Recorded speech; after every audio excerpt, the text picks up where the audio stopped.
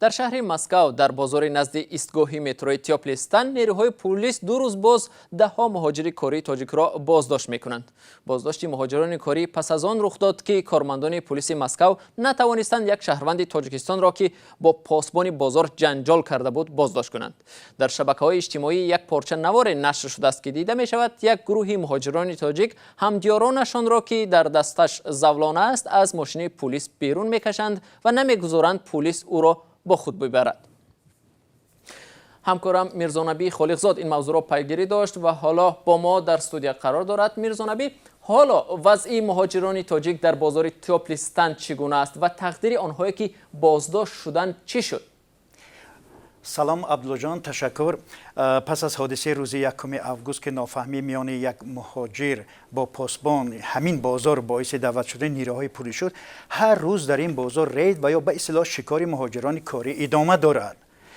کارمندان پلیس به بازار آمده گروه مهاجران را بازداشت و به اداره‌های پلیس میبرند. مهاجران میگویند فرقی ندارد که شخص در این ماجرا شرکت داشت و یا نه.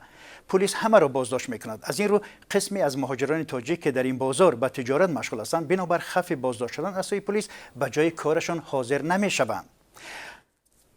پلیس مسکوی آن منطقه یعنی در همون شهرک تیاپلستان ریدها گذرانده ایستاده است. زیرا چون تجربه نشان داد اگر یگان شهروند خارجی متهم به یگان گناه باشد حتما پلیس روس از آنها رید میگذرانند علیه شهروندان آن کشور.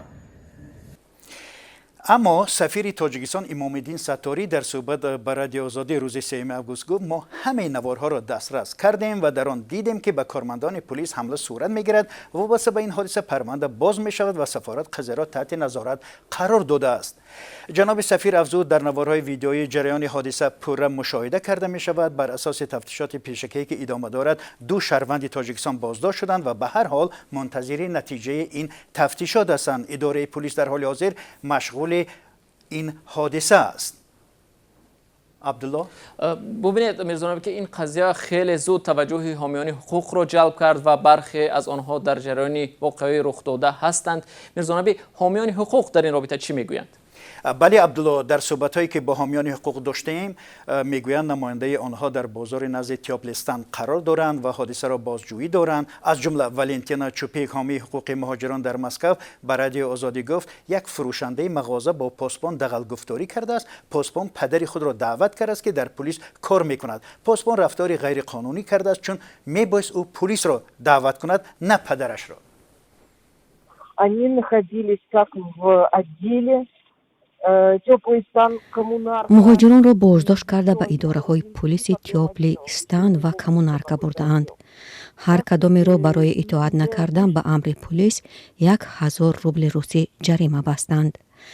من به آنها گفتم امروز نزد من آیید، برای بیکار کردن این جریمه کمک میکنم. اما به گمان است که آنها بیایند چون که همه ترسویند.